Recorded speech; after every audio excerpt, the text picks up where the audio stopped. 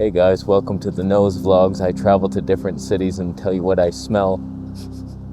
Rosemary, rats, beetle backs, the backs of beetles.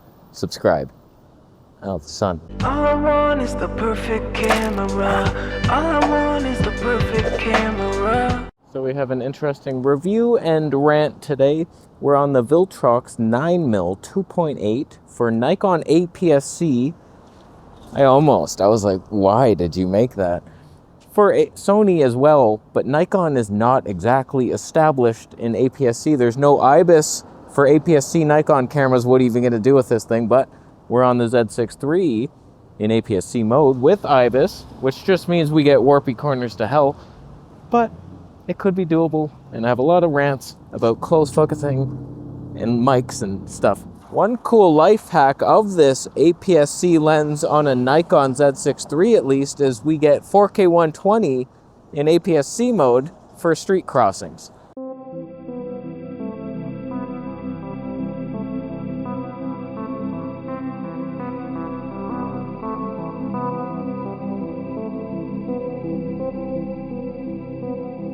There's a debate, in my world at least, for vlogging. Either you go ultra wide so you can hold it close. I got a comment the other day saying something like, I tried to vlog on the G9 and my arms are tired. What do you do? You weren't built for this.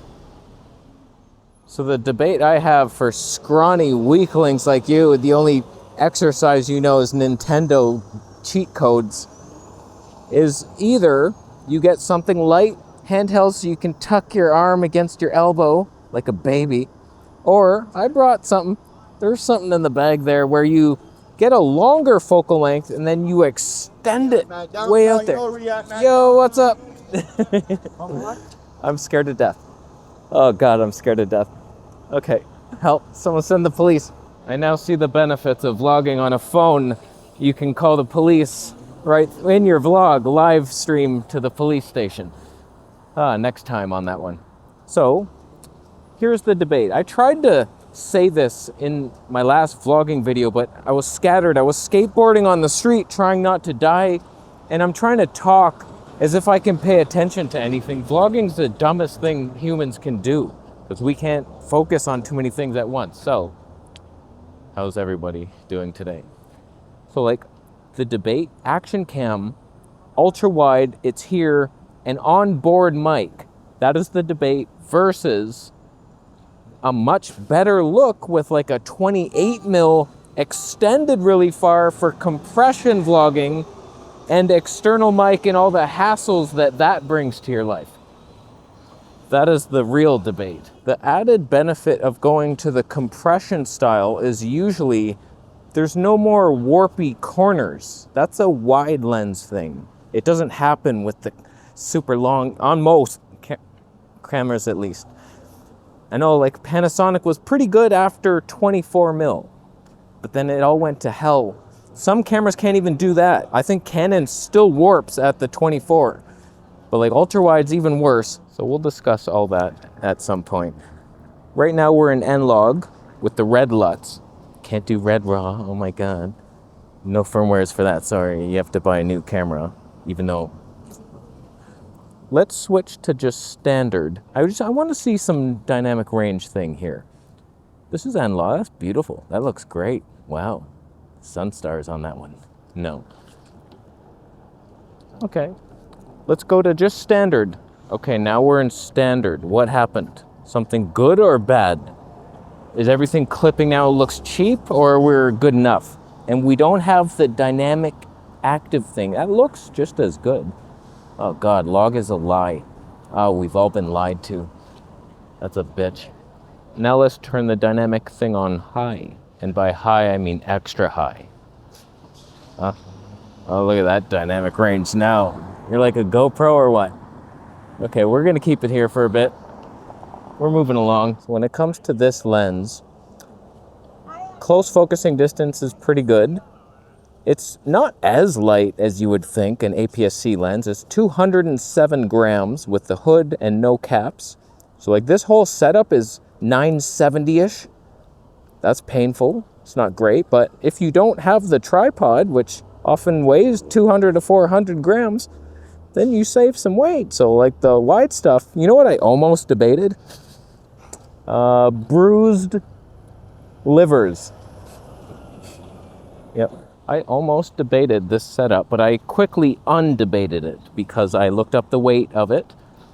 Sony a6700 with the Zeiss 2.8 12mm Tony 2.8. It's like 750-ish grams, which is lighter than this, but it's not fun. It's not a fun weight. But you have that ultra wide, like 18mm, and then HD 240 with the super crop on the a6700. Then you'd have some slow-mo street stuff, but the Stabe, the colors, they're not dynamic active like this. This probably looks bad. I'm gonna leave. All right, we're back in N-Log, and I stopped it down to Tony 5.6 for GoPro-like action. That could be good, except all the warpy corners, that's not GoPro-like. Not very stable, are we? Not mentally or physically. I gotta be honest with you, there's always this urge to bring with you a mirrorless, because it's so much better than an action cam. But I think we should all just restrain those feelings, because it never makes your life better. It never makes the vlog better. It actually makes it worse. I've noticed that. When you have just a little action cam, you're more fun. It adds free-spiritedness to your life somehow. I don't know how it works. Just being so small, it's like, okay, you're not worried about the gear, whereas this, you saw I was almost killed like 3 times in this one vlog. But it's hard to resist it because it does look better unless you're at top noon lighting walking directly towards the sun. If I was like, hey man, look at that lighting. You got to plan your route. You can't just go to where you want to go. You look like that. This is the review, by the way, Viltrox. Just if you were curious, when's the real review coming? This was it. Because you made an APS-C lens for Nikon and they don't even care. So like, this is what we're getting here. All right, let's switch over to the mystery camera. Ultra-wide lenses are fun, and you can show environmental stuff. How are the lens flares if it's directly in there? Protected, not protected, bad, good? Let us switch. So now, we're still flaring pretty hard because there's no damn lens hood that comes with the thing. Canon is back in our lives, and I do believe I had strong ideals for a Fuji vlogging Wonder Hood setup for traveling, but you keep letting me down, Fuji. I think a separate video is coming on that, but a little test here now. Canon R5 II, obviously, 28mm 2.8 with digital Stabe on, and I'm wondering if, I know you don't stabilize in 8K for some reason, the digital Stabe does nothing. So right now we're in line skipped 4K. Dare you dream that, huh? Hello, friend. Hi. Hey, hello. Hi. Hey. How you doing? Good, you good? Yeah? Yes. Look at that. Yeah, hi. How come it's so bright? Oh, Canon, you're letting me down. You're letting us down. Oh, man. So now we're gonna switch to 4K fine, because this Stabe's like pretty rock solid. Canon IBIS plus digital is good, unless it's not. Okay, so now we're in 4K fine. This is just a theory of mine, because sometimes I'll put this on, digital Stabe, and then it's so shaky. I'm like, what happened? Like it's really good when it's on, but I don't, certain modes turn it off or something, and they don't warn you. That's a problem. But what do you prefer? The ultra wide, goofy, everything's in? This is for ego vlogs, where you're just like, I want to be backlit, bro. Oh my God, it's just me. I'm the important thing. Yes, there's a glimmer glass on here. I didn't have one for the random ass 58mm size of the Viltrox. This is random too, 55. I had to buy one specially for it. How dare you? But like, come on, right? We're seeing it. I should have stopped it down. I'm allergic to doing that. I get hives. God, 5.6. I find when I stop down the longer focal lengths, it doesn't look right. All separation goes out the window. And this lens hunts autofocus wise, but this was my dream. You get something this focal length and then you're travel vlogging with the slow-mo. Like, I'm trying to perfect this setup, and I don't know that it's ever gonna happen because there's always something off. Like, this is too heavy.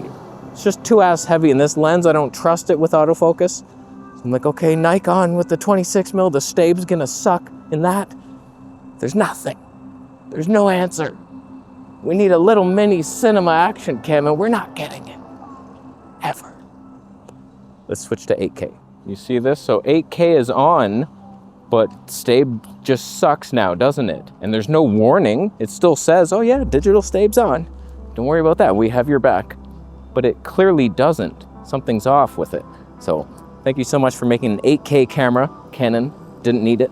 No one asked for it. So the search continues, my friend, for the perfect vlogging camera, even though it was already invented in the DJI Pocket 3.